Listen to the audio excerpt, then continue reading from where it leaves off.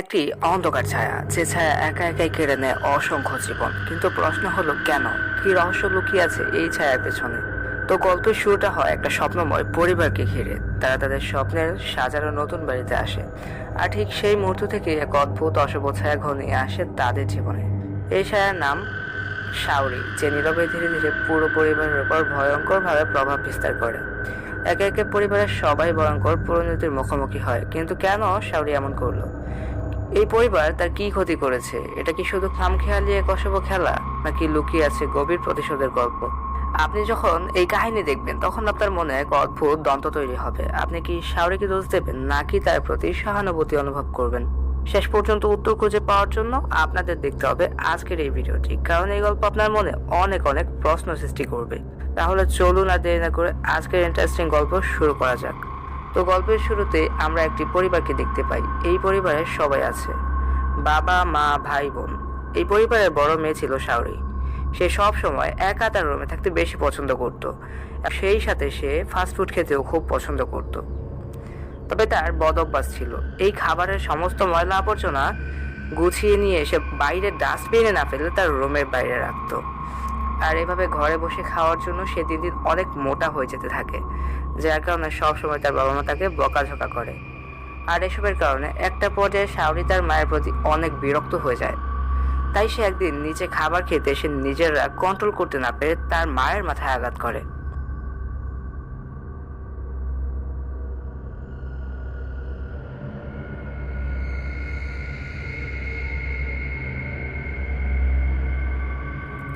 তো এরপর 10 বছর পরের ঘটনা দেখানো হয়। মূলত শাওরির কি হয় সেটা আমরা কিছুক্ষণ পরেই জানতে পারবো। 10 বছর পর এই শাওরিদের বাড়িতে নতুন একটা পরিবার শিফট হয়। এই পরিবারের সবাই আছে, বাবা, মা, দাদা, দাদি, ভাই, বোন। এবং এই পরিবারের কর্তা ছিল আকিও। সে তার পরিবারকে ভালোবেসে তাদেরকে ভালো রাখার জন্য এই বাড়িটা কিনেছে। আকিরার এমন ভালোবাসায় পরিবারের সবাই খুব খুশি হয়। এই পরিবারে আকির 3 ছেলে মেয়ে রয়েছে। বড় মেয়ে কাইকো, মেজো ছেলে নরয়, আর একদম ছোট্ট ছেলে শান, এবং তার ওয়াইফ রিন এবং তার বাবা মা। সবাই একসঙ্গে নতুন বাড়িতে আসার সাথে সাথে কে কোন ঘরে থাকবে সেটা ঠিক করে নেয়। এই বাড়িটা সবার পছন্দ হলেও তাদের মেয়ের কেন যেন পছন্দ হয় না। তবুও সে উপরে 2য় তলায় একটা রুম পছন্দ করে। যখন সে উপরে তার রুমের দিকে যেতে চায় তখন সে দেখে কোনো একটা ছায়া তার দিকে তাকিয়ে আছে। এইটা দেখে সে ছায়াটাকে খুঁজতে যায়, তবে সে অনেক ভয় পেয়ে যায়। তো যাই হোক, সবাই সারাদিন কাজ করায় অনেক ক্লান্ত হয়ে যে যার রুমে গিয়ে শুয়ে পড়ে। কাইকো শুয়ে পড়লে তার মনে হয় রুমে টিভিটা চলছে। হঠাৎ করে সে টিভি চালানো দেখে রিমোট দিয়ে টিভিটা অফ করে দেয়। মনে করে হয়তো ভুল করে রিমোটে চাপলে কি টিভিটা অন হয়ে গিয়েছে। এরপর সে যখন ঘুমিয়ে পড়ে তখন দেখা যায় তার পিছনে একটা মেয়ের ছায়া দাঁড়িয়ে আছে। এই ছায়াটাই মূলত শাওরির। তো পরদিন সকালবেলা ঘুম থেকে জেগে একসঙ্গে সবাই নাস্তা করতে আসে এবং খাওয়া শেষ করে যে যার মতো কাজে বেরিয়ে পড়ে। আকিও খুব দ্রুত তার অফিসের উদ্দেশ্যে বেরিয়ে পড়ে, কারণ সেই বাড়িটা কেনার জন্য লোন নিয়েছে। তাই লোনের টাকা দেওয়ার জন্য তাকে এখন ওভারটাইম করে বেশি বেশি পরিশ্রম করতে হবে। অন্যদিকে বাচ্চারা সবাই যে যার স্কুলে চলে যায়। সবাইকে এখন নতুন স্কুলে আসতে হয়েছে। নরওয়ে নতুন স্কুলে আসলে তার ক্লাসমেট সুমিতার সঙ্গে তার পরিচয় হয়। তবে মেয়েটা বেশ অদ্ভুত। পুরো স্কুলের মানুষ জানে তার ভেতর ভূত দেখার একটা সুপার পাওয়ার আছে। সে ভূত দেখতে পায়। সুমিতা সবসময় নরওয়ের পেছনে ঘুরঘুর করতে থাকে তার সঙ্গে কথা বলার জন্য। আর সুযোগ বুঝে হঠাৎ করে সুমিতা নরওয়েকে জিজ্ঞেস করে, আচ্ছা, তোমাদের বাড়িতে কি এমন কিছু হয়েছে? সবাই ঠিক আছে তো? হঠাৎ করে এমন প্রশ্ন শুনে প্রথমে নরওয়ে একটু অবাক হয়ে যায়। সেই সাথে তাকে আরো পরামর্শ দিয়ে মেয়েটা বলে, তোমরা দ্রুত ওই বাড়ি থেকে বেরিয়ে যাও, নয়তো তোমাদের সমস্যা হতে পারে। কিন্তু তার এই কথাগুলো নরওয়ে তেমন পাত্তা দেয় না। নরওয়ের মনে হচ্ছিল সুমিতা হয়তো তার সঙ্গে মজা করছে। তবে প্রথম দেখাতে সুমিতা নরওয়েকে অনেক ভালো লাগে, আর সে তার প্রেমে পড়ে যায়, যার কারণে সে চাইছিল না যে নরওয়েদের কারো কোনো ক্ষতি হোক। এরপর রাতে সবাই বাড়ি ফিরে আবারও যে যার রুমে ঘুমাতে যায়। তখন কাইকোর মনে হয় কোনো একটা ছায়া তার রুমে ঘুরঘুর করছে। তবে হঠাৎ করে আবার রাস্তার রুমের টিভিটা চালু হয়ে যায়। এটা দেখে যে বুঝতে পারে না আজকে টিভিটা অন করলো কি। গতকাল হয়তো তার ভুল হতে পারে, কিন্তু আজ আজ তো আর কোনো ভুল হয়নি। এটার জন্য সে বেশ ভয় পায়। আজ রিমোট দিয়ে যখন সে আবার টিভিটা অফ করতে যাবে, ঠিক তখনই শাওরির ভূত এসে কাইরোর হাত চেপে ধরে, তাকে টিভি বন্ধ করতে বাধা দেয়। এমন পরিস্থিতিতে কাইরো জোরে জোরে চিৎকার করতে শুরু করে দেয়। তখন নিচের রুমে দেখা যায় শানরা দুই ভাই বোন ঘুমিয়েছিল। তখন নরওয়ের পাশ থেকে শান চুপি চুপি একা উঠে বাইরে আসে। প্রথমে শান নরওয়েকে ডেকেছিল, কিন্তু সে ঘুম থেকে না ওঠায় শান একাই বাইরে বের হয়। নিচে আসতেই শান দেখে কাইকো তার দিকে একভাবে তাকিয়ে আছে আর খুব অদ্ভুত রকমের আচরণ করছে। একা একা নিজেই নিজের সাথে কথা বলছে। তখন শান নরওয়ের কাছে এগিয়ে এসে জিজ্ঞেস করে, তোমার কি হয়েছে? তখন কাইকো শানকে ধাক্কা দিয়ে নিচে ফেলে দেয় এবং সেই সাথে সে নিজের মাথা নিজে দেয়ালে জোরে জোরে আঘাত করতে থাকে। তখন শান চিৎকার করলে শানের চিৎকারের আওয়াজে পরিবারের সবাই ঘুম থেকে উঠে যায় এবং সবাই দৌড়ে বাহিরে আসে। তবে কেউ বুঝে উঠতে পারে না হঠাৎ করে কাইকো এমন আচরণ করছে কেন। সে তার ছোট ভাইকে কেন এভাবে ঠেলে ফেলে দিয়েছে। মূলত কাইকোকে শাওরের ভূত প্রসেস করে নিয়েছিল, আর এই বিষয়টা শান একেবারেই বুঝতে পারেনি। তবে কাইকোর আশেপাশে শাওরের ভূত তার দাদি দেখে ফেলে। মূলত কাইকোর দাদির হারুতান্ত্রিক শক্তি ছিল। সে কোনো অশুভ শক্তি কিংবা ভূত এসব দেখতেই পারত, কিন্তু তার বয়স হওয়ার সাথে সাথে স্মৃতিশক্তি খুব দুর্বল হয়ে যায়, যার কারণে সে কোনো জিনিস দেখলে মুহূর্তের ভিতরেই ভুলে যায়, মনে রাখতে পারে না। তো পরের দিন সকালে নরওয়ে স্কুলে আসলে তার সঙ্গে সুমিতা আবারও দেখা করতে আসে। আর তখন সুমিতা নরওয়েকে দেখে অনেক ভয় পেয়ে যায়, কারণ সে নরওয়ের পেছনে শাওরের সেই ভূত দেখতে পাচ্ছিল। যার কারণে সুমিতা নরওয়েকে খুব সাবধানে থাকতে বলে এবং সবকিছু বুঝিয়ে বলে যে, আমি তোমার পেছনে একটা মেয়ের কালো ছায়াকে দেখতে পাচ্ছি, যে কিনা খুবই ভয়ঙ্কর, যে কোনো মুহূর্তে তোমার খুব বড় ধরনের ক্ষতি করে দিতে পারে। তাকে দেখে মনে হচ্ছে সে অনেক রেগে আছে। তাছাড়া এই ভূতটা তোমার পুরো পরিবারেরও ক্ষতি করতে পারে। সুমিতার মুখে এমন অদ্ভুত কথা শুনে নরওয়ের বেশ খারাপ লাগে, কারণ তারও এই বাড়িটা ঘিরে বেশ কিছু প্রশ্ন এখন মনে জাগতে শুরু করেছে। এদিকে রাতে সবাই একসঙ্গে খাবার খাওয়ার সময় কাইরোর বাবা মা তাকে জিজ্ঞেস করে, তুমি কালকে শানকে কেন এভাবে মেরেছ? কিন্তু দেখা যায় কাইকোর কালকে রাতের ঘটনা কোনো কিছুই মনে নেই। এসব কথা বলতে বলতে হঠাৎ কাইকো সেখানে বমি করতে শুরু করে দেয়। এমন পরিস্থিতিতে তার মা বমি সাফ করতে আসলে সে তার মা রিনের মাথায় বমি করে দেয়। এইসব কিছু কি কারণে হচ্ছিল কাইকো তার সব কিছুই বুঝতে পারছিল, কিন্তু তার অসুস্থতার কারণে সে কোনো কিছুই মনে রাখতে পারে না। এরপর রাত হলে হঠাৎ করে আকির ঘুম ভেঙে যায় আর সে তার বাচ্চাদেরকে দেখার জন্য রুমে আসে। তখন দেখতে পায় কাইকো রুমে টিভি চলছে। আকিও বুঝে উঠতে পারে না কাইকো একা একা এত সব খাবার কি করে খেলো। মূলত কাইকোকে শাওরের ভূত প্রসেস করে সেই রুমটাতে দখল করেছে।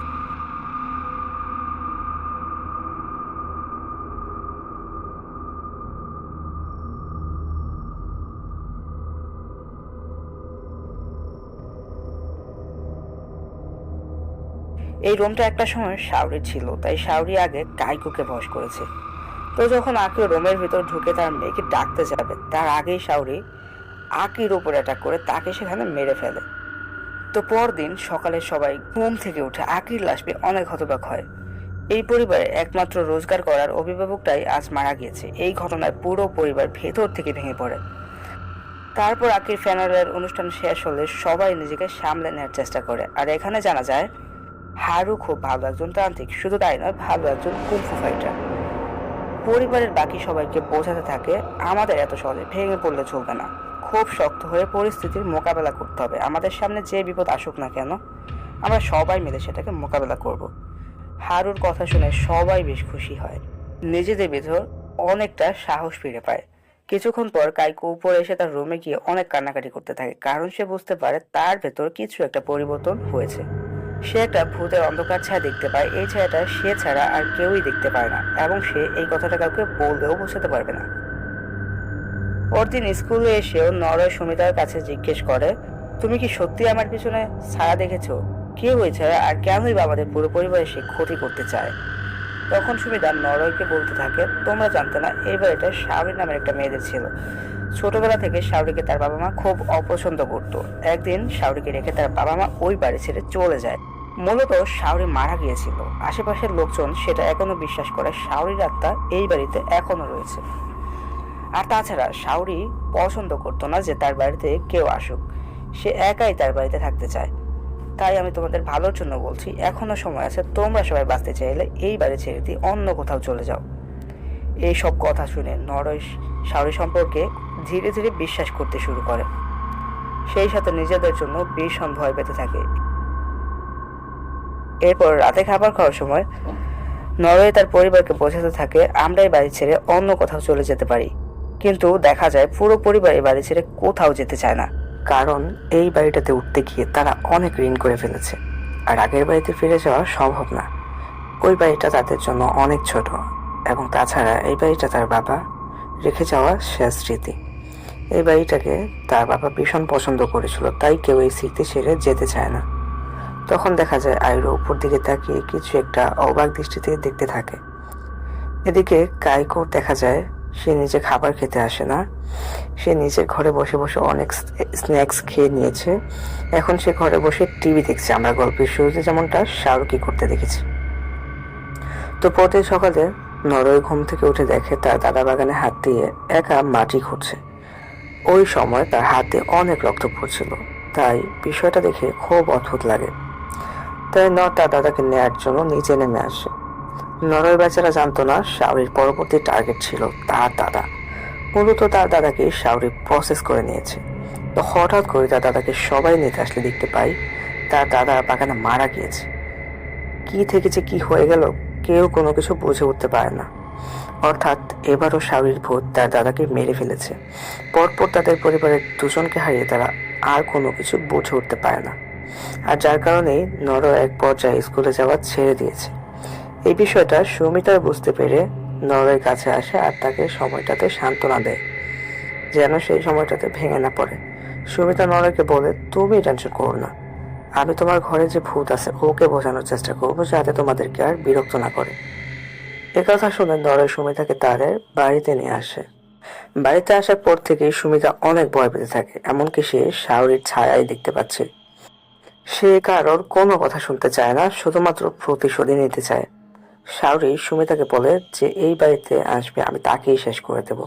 এক পর্যায়ে সুমিতা না পেরে সেখান থেকে দৌড়ে পালিয়ে আসে আর আবারও নরওয়ের সঙ্গে দেখা করে এবং তাকে বলে, তোমাদের উচিত হবে এই বাড়ি থেকে চলে যাওয়া। আমি ওর সাথে কথা বলে দেখেছি, কোনো লাভ হবে না। ওকে যতটা ভয়ানক মনে করেছিলাম ও তার থেকেও বেশি ভয়ানক। এইসব কিছু শোনার পর নরওয়ে এই বাড়িতে ফিরে আসে।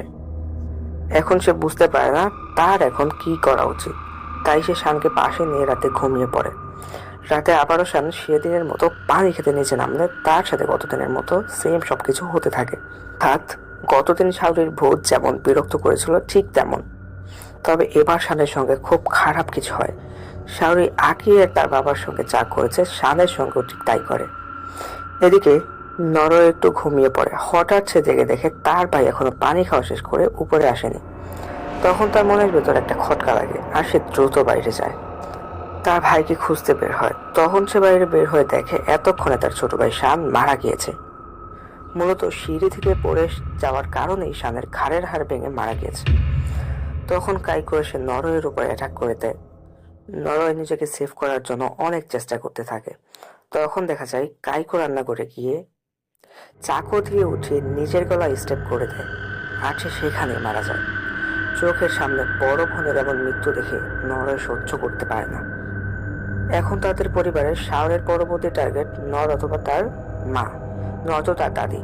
কিছুক্ষণ পরে যখন নর উপরের দিকে যেতে যায় তখন এসে দেখতে পায় তার মাও নিজের গলার নিচে আঘাত করে খুব ভয়ঙ্করভাবে মারা গিয়েছে। অর্থাৎ এক রাতে একই পরিবারের 3 জন চিরতরে শেষ হয়ে যায়। শাওরি যখন নরওয়ের দিকে ধীরে ধীরে এগিয়ে আসে তখন নরওয়ে ভয় পেয়ে বিছানায় লুকিয়ে পড়ে। আর ঠিক তখনই তার দাদি সেখানে চলে আসে। এ পর্যায়ে নরওয়ে শাওরির হাত থেকে বেঁচে যায়। এরপর হারু নারীকে বোঝাতে থাকে, এই স্পিরিট আমাদের দুর্বলতার সুযোগ নিয়ে আমাদের ক্ষতি করে। আমরা যদি ওকে ভয় না পাই তাহলেও আমাদের বেশি ক্ষতি করতে পারবে না, ভয় দেখাতে পারবে না। আর যদি বেশি ভয় পাই তাহলেই আমাদেরকে ভয় দেখাবে। তাই আমাদের সাহস নিয়ে ওর সাথে মোকাবেলা করতে হবে, ওকে ভয় পেলে চলবে না। কিছুক্ষণ পর নরদের বাড়িতে পুলিশ এসে সব লাশ তুলে নিয়ে পোস্টমর্টমের জন্য পাঠিয়ে দেয় এবং তার দাদি পুলিশ স্টেশন থেকে সকল ফর্মালিটি পূরণ করে তাদের বাসায় ফিরে আসে। কিন্তু তাদের বাড়িতে ঢুকতে ভীষণ ভয় লাগে। তখন হারু নরকে বলে, আমাদেরকে ভয় পেলে চলবে না। এই বলে সে জোরে জোরে হাসতে শুরু করে। হয়তো হারু শাওরিকে কোথাও একটা বোঝাতে চেয়েছে তারা আর তাকে ভয় পাচ্ছে না। এরপর হারু নরকে বলে, সবসময় হাসি খুশি আনন্দে থাকার চেষ্টা করবে, তাহলে কেউ আমাদের কোনো ক্ষতি করতে পারবে না। আর এর পরের দিন থেকে নরওয়েকে হারু বিভিন্ন ক্যারাটে কুংফু ট্রেনিং দিতে থাকে, যেমনটা আমরা আগে দেখেছি। হারু কুংফুতে খুব ভালো ছিল। এখন তাদের পরিবারে শুধুমাত্র হারু আর নরওয়ে বেঁচে আছে। এইভাবে তারা দুজন বেশ কয়েকদিন সার্ভাইভ করার পর নরওয়েকে দেখা যায় সে অনেক সাহসী হয়ে উঠেছে। একদিন সকালেই ঘুম থেকে উঠে নরওয়ে দেখতে পায় বাগানে তার দাদি ঠিক তার দাদার মতো হাত দিয়ে মাটি করছে। আর এটা দেখে নরওয়ের মনে পড়ে তার দাদি হয়তো প্রসেস হয়ে গেছে। তবে নরওয়ের ধারণা সম্পূর্ণ ভুল। হারু সেখানে কিছু একটা দেখে মাটি খুঁড়ছিল। এই মাটি খোঁড়ার পর গর্তের ভিতর থেকে সে একটা কঙ্কাল বের করে নিয়ে আসে। এটাই ছিল মূলত শাওরির কঙ্কাল। পর বাড়ির ভিতরে এসে হারু শাওরিকে মৃত্যুর ঘটনা খুলে পড়ে। শাওরিকে তার বাবা মা মেরে ফেলে এবং ওই গর্তের ভিতরে পুঁতে রেখেছিল। সেই সাথে হারু নরিকে বোঝায়, আমরা যদি সবসময় ভালো থাকার চেষ্টা করি তাহলে এই আত্মা আমাদের কোনো ক্ষতি করতে পারবে না। যেহেতু তাদের বাড়ির ভেতর শাওরের আত্মা ছিল, তাই হারু আর নর ভালো থাকার অভিনয় করলে সেখান থেকে শাওরের আত্মা দ্রুতই গায়েব হয়ে যায়। তো পরের দিন হারু নরকে স্বাভাবিক জীবনে ফেরার জন্য স্কুলে পাঠায়। ঠিক তখন দেখা যায় আশেপাশে প্রতিবেশী হারুদের বাড়িতে এমন দুর্ঘটনা ঘটে যাওয়ায় একজন তান্ত্রিককে ডেকে নিয়ে আসে, যাতে হারুদের এই তান্ত্রিক অশুভ শক্তি থেকে রক্ষা করতে পারে। আর এই তান্ত্রিক দেখে হারুর মাথা গরম হয়ে যায়। সে ওই তান্ত্রিক এবং প্রতিবেশীকে তাদের থেকে দূরে থাকতে বলে, বকাঝকা দিয়ে বেশি কথা বলে সেখান থেকে তাড়িয়ে দেয়। এদিকে নরওয়ে বেশ হাসি খুশি মনে স্কুলে আসে। তার সঙ্গে সুমিতার দেখা হয়। তখন সুমিতা নরওয়েকে বলে শাওরির আত্মা প্রতিশোধ নেওয়ার জন্য এখন ওই বাড়িতে আছে। ওর প্রতিশোধ নেওয়া শেষ না হওয়া পর্যন্ত সে এখানে থাকবে। অন্যদিকে হারু বিভিন্ন জায়গায় ফোন করে শাওরির বাবা মা সম্পর্কে খোঁজ খবর নিতে থাকে। এখন তারা কোথায় আছে, এই ঘটনার পর তাদের কি হয়েছে ইত্যাদি। এরপর হারু ঘুমালে সে স্বপ্নে শাওরিকে দেখতে পায়। স্কুল শেষ হয়ে নরওয়ে বাড়িতে আসলে তার দাদি জানায়, আমাকে একটা কাজে বাইরে যেতে হবে। তুমি একা একা এই বাড়িতে থাকতে পারবে? তোমাকে রেখে যেতে আমার খুব টেনশন হচ্ছে। তখন খুব সাহস নিয়ে নরওয়ে বলে, তুমি ভয় পেও না, তুমি কাজ শেষ করে আসতে পারো, আমি একা এই বাড়িতে থাকতে পারবো, আমার কোনো সমস্যা হবে না। এই কথা শুনে হারু বেশ খুশি হয়, কারণ তার নাতি এখন অনেকটা তার মতো সাহসী হয়ে উঠেছে। মূলত হারু ঠিক করেছিল, যদি সে শাওরিকে পুরোপুরি শেষ করতে চায় তাহলে আগে শাওরির পুরো কাহিনী তার জানতে হবে, নয়তো তাকে শেষ করা যাবে না। যার কারণে সে শাওরি সম্পর্কে ইনফরমেশন জানতে বাইরে যেতে চাচ্ছিল। হারু বাড়ি ছেড়ে গেলে বাকি টাইমটা নরওয়ে একাই বাড়িতে থাকে। সে নিজেকে বিভিন্ন কাজে ব্যস্ত রাখার চেষ্টা করে, কখনো ব্যায়াম করে তো কখনো টিভি দেখে তার সময় পার করে। নরওয়ে একা থাকার সময় শাওরির ভূত এসে তাকে অনেকবার ভয় দেখানোর চেষ্টা করে, কিন্তু কোনোভাবে সফল হতে পারে না। কারণ এখন নরওয়ে আর ভয় পায় না। মূলত শাওরি তখনই মানুষকে ভয় দেখাতে পারবে যখন তার কোনো দুর্বলতা মনে কসর থাকবে। এখন নরওয়েকে তার দাদি খুব শক্তিশালী করে ট্রেনিং করিয়ে দিয়েছে। তো ওই দিন রাতে সুমিতা নরওয়েকে অনেকবার ফোন করে, কিন্তু নরওয়ে তার ফোন রিসিভ করে না। যার কারণে সুমিতার খুব টেনশন হতে থাকে। তাই সে সোজা নরওয়ের বাড়িতে চলে আসে। আর তখন সুমিতাকে এই অবস্থায় দেখে নরওয়ে অনেক ভয় পেয়ে যায়, কারণ তারা দুজনে দুজনকে ধীরে ধীরে ভালোবাসতে শুরু করেছে। নরওয়ে ভয় পাচ্ছিল যদি শাওরির আত্মা তার কোনো ক্ষতি করে, সেই জন্য। এর মধ্যে নরওয়ের ঘুম ভেঙে যায়। সে বুঝতে পারে সে এতক্ষণ স্বপ্ন দেখছিল, কিন্তু তবুও তার ভেতর থেকে সুমিতাকে নিয়ে টেনশন কমে না। তাই সে দৌড়ে কাঁদতে কাঁদতে বাইরে আসে। আর বাইরে আসতেই তার সঙ্গে দেখা হয় হারুর। এই ঘটনা নরওয়েকে হারু সম্পূর্ণ খুলে বলে। হারু বলে, তুমি টেনশন করো না, এখন আর কোনো কিছুই হবে না, কারণ আমি চলে এসেছি। মূলত শাওরির ভূত জানতো তাকে কেউ ভয় না পেলে, মানুষটাকে দুর্বল করতে না পারলে সে কারো কোনো ক্ষতি করতে পারবে না। তাই এমন একটা স্বপ্ন দেখিয়ে শাওরি নরওয়েকে ভয় দেখিয়েছিল, কারণ নরওয়ে তো সুমিতাকে ভালোবাসত। তখন নরওয়ে দেখতে পায় শাওরির বাবা মাকে ধরে নিয়ে এসেছে, কারণ শাওরির রাগ নরওয়েদের প্রতি নয়, বরং তার বাবা মার উপর ছিল। সে তার বাবা মার উপর প্রতিশোধ নিতে চায়। আজকে সবাই মিলে শাওরিকে মুক্ত করে দেবে। তো যাই হোক, আরও শাওরির বাবা মাকেই ভেতরে নিয়ে তাদের উপর টর্চার করে জানতে চায় এই বাড়ির আসল রহস্য কি, কেন শাওরি সবার উপর এমন প্রতিশোধ নিতে চায়। তখন তারা ধীরে ধীরে সব সত্যি বলতে শুরু করে দেয়। ছোটবেলা থেকে শাওরির বাবা মা তাকে পছন্দ করতো না, যার কারণে শাওরি বুঝতে পারে না এই পৃথিবীতে তার আপন কেউ নেই। তাই সে নিজেকে একা ঘরের ভিতর সারাদিন আটকে রাখতো। সে টিভি দেখে আর খাবার খেয়ে তার সময়টা কাটতো। এমন সময় সেখানে শাওরির ভূত এসে হাজির হয়। আর তখন জানা যায় শাওরের মৃত্যুর আসল রহস্য মূলত তার বাবা মা তাকে মেরে ফেলেছিল।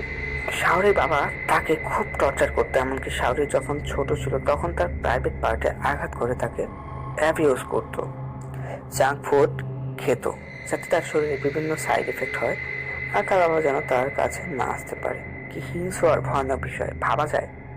এক পর্যায়ে তারা শাওরিকে টর্চার করতে করতে মেরে ফেলে আর বাগানে তার লাশটা পুঁতে রাখে, যেমনটা আমরা আগেই দেখেছি। আরও বাগানের ভিতর থেকে শাওরির কঙ্কাল উদ্ধার করেছে। শাওরিকে মারার পর তার পুরো পরিবার এখান থেকে পালিয়ে যায়। আর তখন থেকে শাওরি রাতে পুরো বাড়িতে ঘুরে বেড়াচ্ছে। তো শাওরির ভূত এসে তার বাবার উপর অ্যাটাক করে তাকে সেখানেই মেরে ফেলে। এভাবে শাওরি একে একে তার পুরো পরিবারের সবাইকে মেরে ফেলে। তার মা সবকিছুই জানতো কিন্তু সে কোনোদিনও প্রতিবাদ করেনি। এজন্য শাওরির তার মায়ের প্রতি অনেক বিরক্ত লাগে। সবাইকে মারা শেষ হলে হারু শাওরিকে বলে সে যেন সুমিতাকে ছেড়ে দেয়। কিন্তু শাওরি এতটাই রেগেছিল যে সে তার সামনে যাকে পাচ্ছিল তাকেই মারছিল। সে সুমিতাকে ছাড়তে চায় না, বরং নরয়কেও মারার চেষ্টা করে। এইসব কিছু দেখে হারু শাওরির সঙ্গে লড়াই করতে শুরু করে, কিন্তু সে বেশিক্ষণ তার সঙ্গে লড়াই করে টিকে থাকতে পারে না, কারণ হারু এখন অনেকটা দুর্বল হয়ে গেছে। তাই সে সেখানে অজ্ঞান হয়ে যায়। এখন যেহেতু নর অনেক শক্তিশালী তাই সে নিজে চেষ্টা করে শাওরির সঙ্গে লড়াই করার জন্য, কিন্তু সেও মাঝপথে দুর্বল হয়ে পড়ে, কারণ তার পুরো পরিবারটাকে কিভাবে শাওরি মেরে ফেলেছে সেই কথাটা মনে পড়ে যায়। এসব কিছু ভেবেই সে অনেক ভয় পেতে থাকে। এক পর্যায়ে নরয় নিজের ভেতর সাহস আনে এবং শাওরির ভয়টাকে জয় করে নেয়। এভাবে কিছুক্ষণ লড়াই করার পর হারুর জ্ঞান ফিরে আসে। সবাই মিলে তখন লড়াই করে এবং ফাইনালি সবাই শাওরিকে সেখান থেকে হারিয়ে দেয়। আর শাওরির আত্মা এই বাড়ি থেকে পুরোপুরি মুক্তি পেয়ে যায়, কারণ তার প্রতিশোধ নেওয়া শেষ হয়ে গেছে। অর্থাৎ এখন এই বাড়িতে শাওরির আত্মা নেই। তো কিছুক্ষণ পর পুলিশ এসে শাওরির বাবা মায়ের লাশ এই বাড়ি থেকে নিয়ে যায়। যেহেতু এটা শাওরির বাড়ি ছিল আর যে কোনো মুহূর্তে সে আবার ফিরে আসতে পারে, যার কারণে নরয় আর তার দাদি ঠিক করে তারা এই বাড়িতে আর থাকবে না। এখান থেকে তারা অনেক দূরে চলে যাবে যাতে তাদের উপর শাওরির আত্মা আর কোনোদিন অ্যাটাক করতে না পারে, যার কারণে তারা এই শহর থেকে অনেক দূরে চলে যায়। আর কিছুদিন পর এখানকার সবাই শাওরিদের এই বাড়িটাকে ধ্বংস করে ফেলে। এরপর নরওয়েরা শহরের অন্য জায়গায় গিয়ে ভালোভাবে নিজেদের জীবন কাটাতে থাকে। নরওয়ে এখন তার দাদার খেয়াল রাখে, কারণ তার দাদার শরীরের অবস্থা ভালো না। আর এভাবে গল্পটা এখানেই শেষ হয়ে যায়।